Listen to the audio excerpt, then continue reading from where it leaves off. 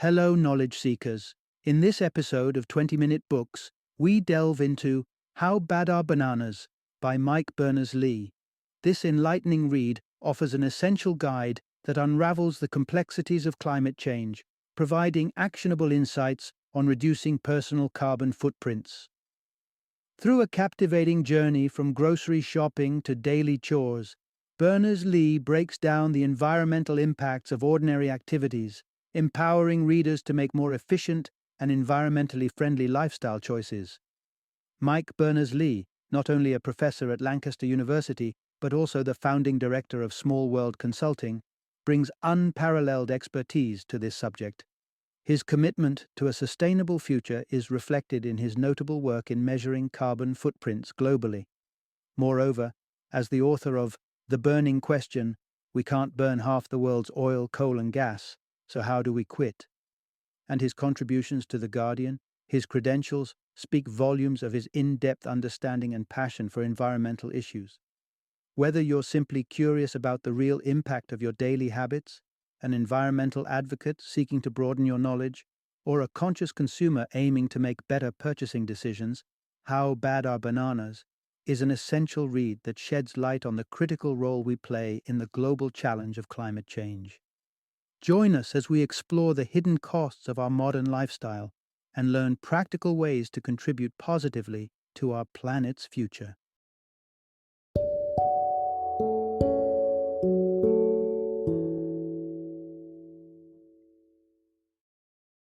How Bad Are Bananas? The Carbon Footprint of Everything. Introduction. Bananas or bust. Choosing the right foods can lower our carbon footprint. As we navigate the aisles of our local grocery stores, we're faced with choices that extend beyond mere taste and nutrition. Our selections can have profound impacts on the climate. The carbon footprint of your diet is a tapestry woven from the threads of production, transport, and waste. Surprisingly, not all fruits are climate-friendly equals. Consider the orange, often flown halfway across the globe, versus the more modest banana, typically arriving by boat with a lower carbon footprint in tow. When it comes to your daily meals, the devil is in the details, and even the slightest adjustments can lead to greener outcomes. Rethinking your ride, transport choices that protect our planet, commute, travel, and leisure. Our lives are in constant motion, and the modes of transport we choose are significant levers in the climate change battle. It's a spectrum, with gas-guzzling SUVs parked firmly at the high-impact end and bicycles cruising at the eco-friendly opposite. But what about air travel? Often vilified for its carbon emissions. Not all flights are heavyweights. Short-haul trips can sometimes equate to the effects of a modest car journey. Remember, informed choices in how we traverse the terrain can send a signal. Every journey matters in the quest for sustainability. The brewing truth, our beverage choices, and their environmental repercussions. Morning routines commonly begin with the aroma of coffee or the comfort of tea, but the significance of these beverages extends beyond the cup, straddling the grounds of environmental responsibility. Beverages bear footprints too, with coffee often casting a larger shadow than its tea counterpart. Altering our beverage choices might seem like a drop in the ocean, but waves start small. Whether switching to green tea, opting for bulk coffee purchases, or refilling a water bottle instead of choosing a plastic-wrapped soda, we wield the power to turn the tide on unnecessary carbon emissions sip by sip. In the grand choreography of combating climate change, every step is a performance, a chance to dance in favor of our planet. Weighing the carbon footprint of our daily choices involves a dance of nuances, urging us to lead with informed steps. The collective impact of these choices shapes the legacy we leave for the climates to come. Part 1. The Global Tapestry of Greenhouse Gases and the Varying Carbon Footprints. The conversation around climate change is peppered with the phrase carbon footprint, a term that reveals more about our impact on the environment than one might think. Far beyond just carbon dioxide, this environmental footprint encapsulates a slew of greenhouse gases, each with varying degrees of harm. Think of methane as the heavyweight boxer, delivering a punch 25 times stronger than carbon dioxide, and nitrous oxide as the titan, with a whopping 300 times the warming potential. Even more astounding are refrigerant gases lurking in our cooling systems, which can outgun carbon dioxide by a factor of thousands. Take a stroll from the countryside of Malawi to the bustling streets of the United Kingdom, and you'll notice the dramatically different sizes of carbon footprints. While a Malawian's footprint barely makes a dent at zero point 0.1 metric tons of CO2, equivalent annually, a Brit's footprint is a solid 15 metric tons, with North Americans and Australians leaving even larger imprints at 28 and 30 metric tons respectively. In light of this, the mission is set. Shrink these footprints to tread more gently on the earth. The author sets his sights on his fellow Brits, aspiring for a shift towards what's dubbed the 10-ton lifestyle. Imagine clipping a hefty 5 metric tons from the average British carbon burden, arming each person with the knowledge to carve out a sustainable 1/3 reduction in their environmental legacy. As we unveil the measures to achieve this lifestyle, it's a journey worth taking, because when it comes to climate change, every ton counts. Part 2. Every byte counts.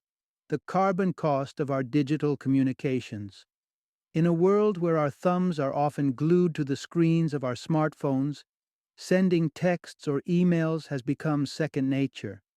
These activities seem inconsequential, but each digital action leaves an almost imperceptible trace on our planet.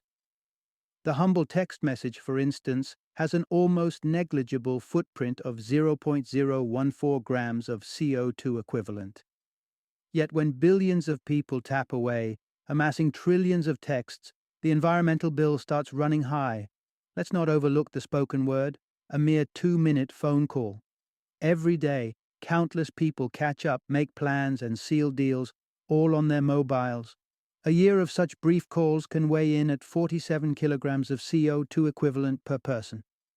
This mass of virtual chatter involves a network of base stations and switchboards that sip on energy like a silent, invisible giant. Now, consider the email, the workhorse of digital correspondence. Each email alone may seem lighter than a feather at 4 grams of CO2 equivalent, but as the inbox swells over a year, so does its carbon shadow, contributing over 1% to the targeted 10-ton lifestyle balance. In this realm of 1S and 0S, it's the rebound effect that catches us out. What's low in carbon on its own scales up into a global impact due to sheer volume. Each microprocessor, each swipe, click, and tap has its cost. And that's before we delve into the world of data centers, the formidable engines of the Internet. These electronic fortresses, hoarding the world's bytes and bits, are ravenous for electricity, with their carbon appetites projected to leap dramatically. What was a feast of 130 million metric tons of CO2 equivalent in 2010 is set to burgeon, potentially doubling by 2020. So next time you text a friend or email a colleague, remember that in the digital universe, every byte, every conversation, matters in the collective push towards a greener future. Part 3. When it comes to the environment, plastic might edge out paper. A stroll through the supermarket often ends with a choice at the checkout: paper or plastic. Instinct might nudge us towards paper based on its natural origins. But hold that thought. When we throw carbon dioxide equivalents into the mix, plastic may just pull ahead in the race for eco-friendliness. However, don't be too quick to champion plastic. Its environmental baggage is hefty, with its potential to pollute landscapes and oceans for hundreds of years. Surprisingly, it's the decay process of paper that tips the balance. Unlike plastic, paper can degrade and release methane, a gas with a significant warming effect. So for a quick jaunt to the local grocer, a thin plastic bag, yielding a mere 10 grams of CO2 equivalent, could be less burdensome on the atmosphere than its paper cousin. Now let's amplify that to a weekly habit. Tote home your groceries in 5 plastic bags each week, and you're looking at a carbon footprint on par with indulging in a single cheeseburger annually. Meanwhile, even a recycled paper bag contributes a small surplus, and the carbon cost can skyrocket when you're dealing with sturdier, upscale shopping bags. Letters and catalogs crowding your mailbox also take their toll. Ignoring the recycle bin, each unrecycled piece of mail contributes significantly to your carbon dance card. Junk mail, often the bane of our existence, comes with a particularly heavy step. Here's a quick hack. Cut down on the unwanted spam and lighten both your mailbox and your environmental load. Paperbacks, on the other hand, might seem like a hefty addition to our carbon narrative, but they come with an intriguing plot twist. By diving into a book, we may actually subtract from our carbon tally by staying out of the car or sidestepping the shopping mall. Remember, the mantra with paper is recycle, recycle, recycle. This simple act diverts paper from becoming a methane-emitting mess in a landfill and makes the manufacturing process relatively less carbon-intensive. Embracing recycled paper is key. It's about making every sheet count in our collective script for a greener planet. Part 4. Travel options weigh heavy and light on the carbon scale, with flying tipping the scales. The tale of transportation and its environmental impact is a story of contrast and choices. Cars and cycles, trains and planes, each leaving their own unique mark on the canvas of our planet. The conventional culprits, gasoline and diesel, are well known, with just a liter of them sending a whopping 3.15 kilograms of CO2 equivalent into the atmosphere. For countries with an appetite for fuel like the United Kingdom, the carbon cost is substantial. Diving into the granular details, the medal for the smallest footprint could unexpectedly go to the humble bicycle, though it's not entirely free from impact. If your biking is powered by a breakfast of cereal and milk, envision around 90 grams of CO2 equivalent per mile trailing behind you. Now swap that cereal for a cheeseburger and watch that number balloon to a meaty 260 grams. Switching tracks to electric trains, your carbon stamp shrinks or stretches with the crowd. Pack into a bustling subway, and you're looking at a modest 160 grams per mile for each commuter. But sprawl in a sparsely populated intercity carriage and the numbers creep up to 300 grams. Now let's talk cars. The United Kingdom's average fuel economy spins out a footprint of about 710 grams per mile. But slide behind the wheel of a lavish Land Rover and watch that figure heave up to 2,240 grams. The upshot? Car travel can chew through up to 20% of the 10-ton lifestyle limit over the course of a year. Yet, all these pale when cast beside the carbon behemoth, air travel. Imagine journeying from London to Glasgow and back. By bike, it's banana fuel and a 53-kilogram carbon hiccup. By train, it's more than double. By car, it's sixfold. But by air, it's an astonishing tenfold increase to 500 kilograms of CO2 equivalent. And for those high-flying adventures, a round trip from London to Hong Kong, that's a staggering 4.6 metric tons, almost enough to fill a hall with hundreds of thousands of plastic bags. Flight's lavish carbon footprint owes its weight to the high-altitude action, where the emissions mingle with the atmosphere to greater detrimental effect. Scientists are still unraveling the full implications, but one thing is clear. Our choices in transit resonate far and wide. Part 5. The route to your plate matters. Locality and livestock in the environmental balance. When it comes to our diets and their environmental impacts, logic might suggest that ditching meat for a plant-based regime is the greenest route. However, delve a little deeper and you'll discover that the journey food takes to reach our plate plays a pivotal role in its carbon story. Tuck into an apple plucked from your garden and you're consuming a fruit that's essentially carbon neutral. But shift to a supermarket apple that's been on a global tour before landing in your basket and you're biting into around 80 grams of CO2 equivalent. Bananas, often presumed to be environmental villains, actually share a similar footprint to our well-traveled apple, thanks to their low-maintenance growth and their naturally durable packaging. Yet, oranges slightly tip the carbon scale. Consuming one flown in elevates the footprint dramatically. Vegetables like carrots and potatoes may seem innocuous with their modest carbon imprints, but cook them imprudently and those figures can swell.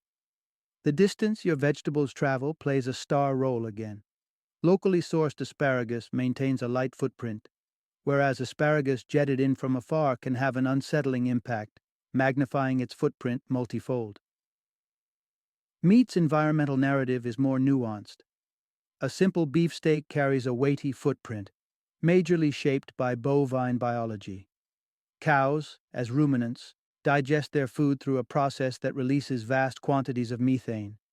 Sheep share this ruminant trait, rendering their meat similarly impactful in terms of emissions. In contrast, pork sits lighter on the carbon seesaw. Pigs, being non-ruminants, don't churn out nearly as much methane. This paints a clearer picture. Not all meats leave the same mark on our environment, with the distinction between ruminant and non-ruminant animals carving out a significant difference in their respective carbon footprints. Part 6. Quenching Your Thirst, the hidden carbon cost of our drink choices. From the morning ritual of a steaming hot drink to the casual sip of water throughout the day, our beverage choices are intertwined with our environmental footprint. And it turns out that some drinks come at a higher carbon cost than others. A simple pint of tap water is the epitome of low impact, registering a mere 0.14 grams of CO2 equivalent. Even taking into account the full spectrum of water uses over a year, the carbon imprint remains a feather-light 14 kilograms. Conversely, bottled water is a heavyweight contender in the beverage category. A 500 milliliter bottle of water can leave a carbon footprint that's 1,000-fold heavier than tap water, largely due to energy devoted to packaging and transport. If it's made a 600-mile journey to your store, that bottle's environmental price tag jumps even higher. Now, let's talk about your daily caffeine fix. A plain black coffee or tea stands at about 21 grams of CO2 equivalent, primarily from boiling the water. However, add milk to the equation, and the footprint inflates. This surge stems from the dairy farm's carbon-intensive operations, which include everything from feed to farm equipment. Choosing a cappuccino or latte from your favorite coffee shop can further increase your carbon tally. Milk's carbon contribution can make your daily coffee habit a noticeable slice, up to 1% of your 10-ton lifestyle goal. Switching gears to alcoholic beverages, beer and wine pack their own carbon punch, but offer room for eco-conscious adaptation. A bottle of beer from afar can involve a hefty carbon load, potentially being as impactful as 900 grams of CO2 equivalent. Opting for a beverage brewed closer to home, however, slashes the carbon cost due to the reduced need for long-distance transport. Similarly with wine, the traditional glass bottle contributes significantly to its footprint. An excellent workaround is to choose boxed wine, which can lighten the load, reducing it to within the vicinity of a modest 400 grams. As these examples reveal, every sip carries weight in the environmental ledger. Whether it's the source of our water or the content of our cups, the footprint of our beverages can vary widely, offering us a series of significant, yet manageable, opportunities to tread more gently on our planet. Part 7. Greening Your Daily Routine. Eco-smart habits for cleaning and self-care.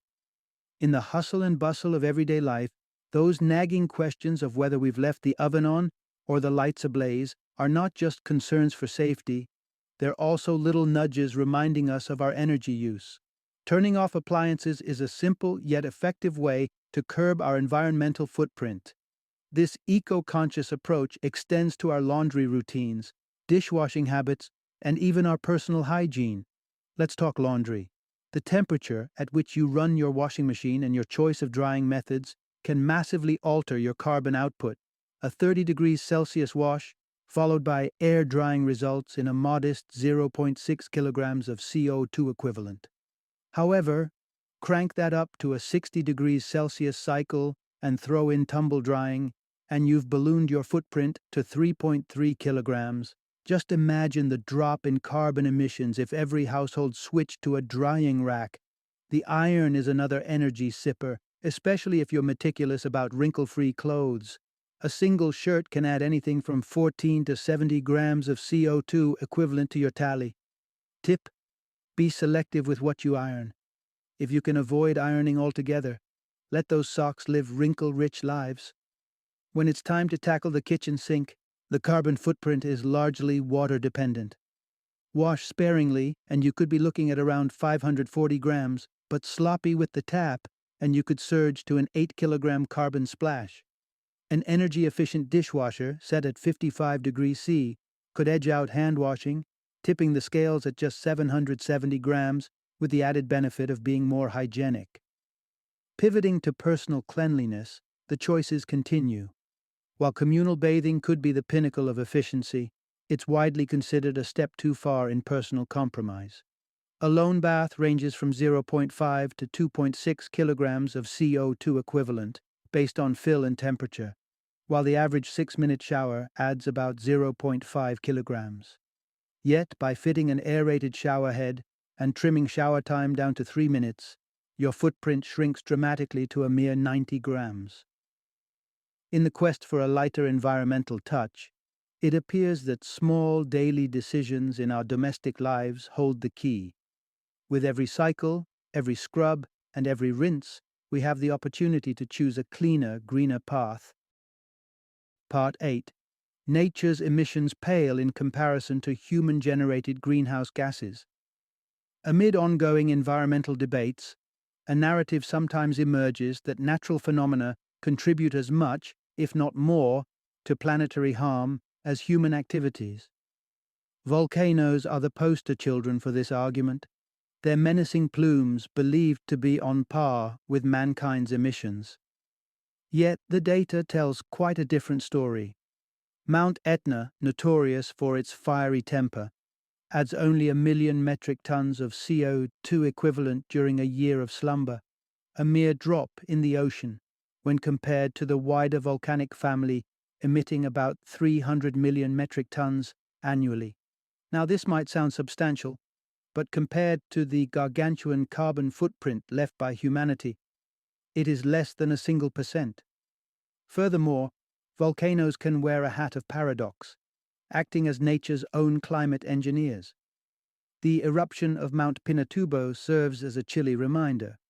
Its ensuing ash cloud dialed down the Earth's thermostat by 0.5 degrees Celsius, courtesy of its reflecting finesse. While volcanoes showcase nature's ambivalence to warming and cooling, bushfires illuminate a more harrowing side.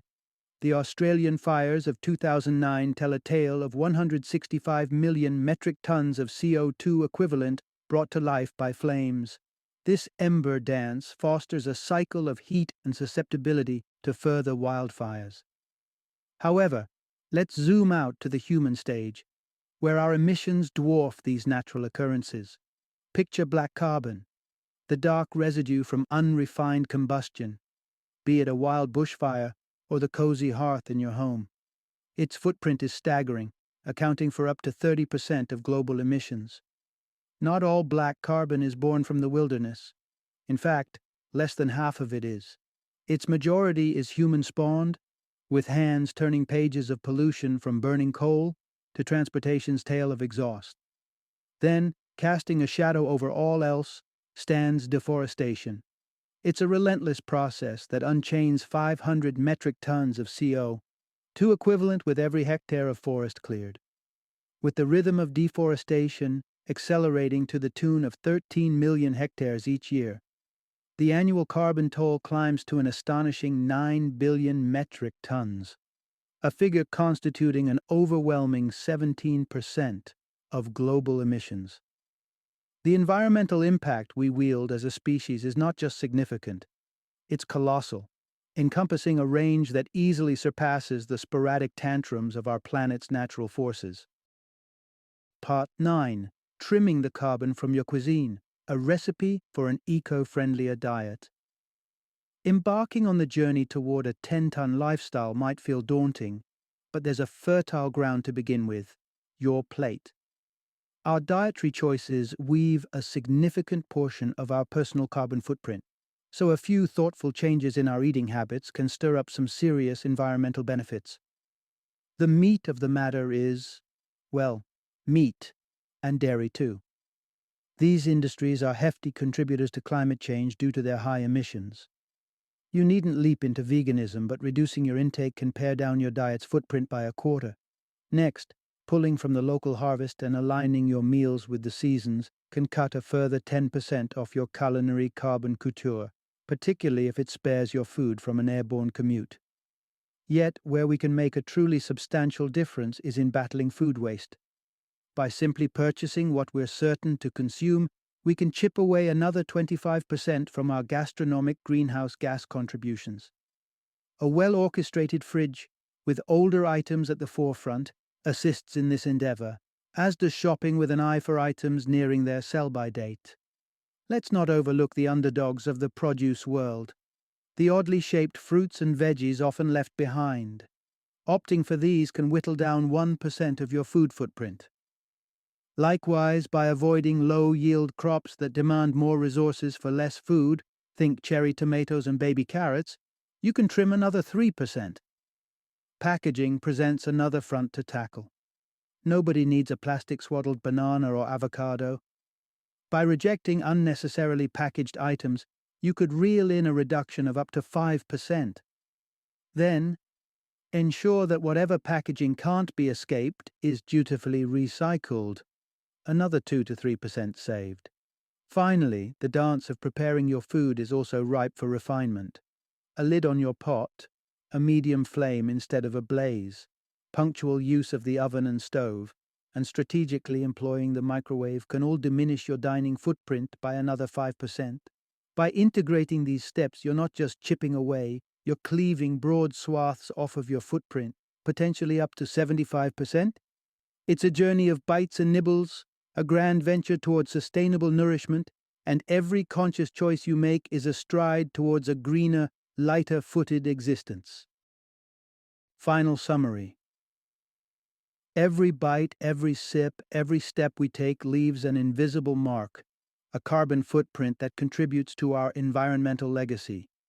The truth is that each aspect of our lives, from our diets to our modes of communication and transportation, plays a role in the bigger picture of climate change. Yet, within this tapestry of daily habits lies the potential for positive change. Changing our habits can make a tangible difference. Consider the simplicity of sending a text message over making a phone call, the choice of tap water over bottled, and the power of a brisk shower compared to a leisurely bath. Our dietary preferences, too, hold sway over our footprint. Reducing consumption of meat and dairy products and opting for local seasonal produce can be decisive acts of environmental stewardship. The adaptations needed for a more sustainable existence are neither extreme nor unattainable. With mindfulness and a commitment to incremental changes, we can shrink our individual footprints and collectively move toward a more balanced relationship with our planet. Whether it's rethinking how we communicate, what we consume, or how we travel, each adjustment is a stitch in the fabric of a greener future.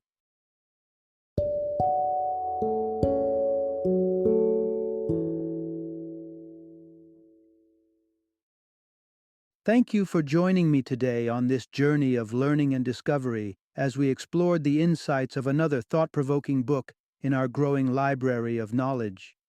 If you've enjoyed our time together, please take a moment to follow our podcast, give us a 5-star rating, and share 20-minute books with other knowledge seekers. Your support truly means a lot. Don't forget to join me again in the next episode, where we will delve into another enriching book. Until then, happy reading and happy listening.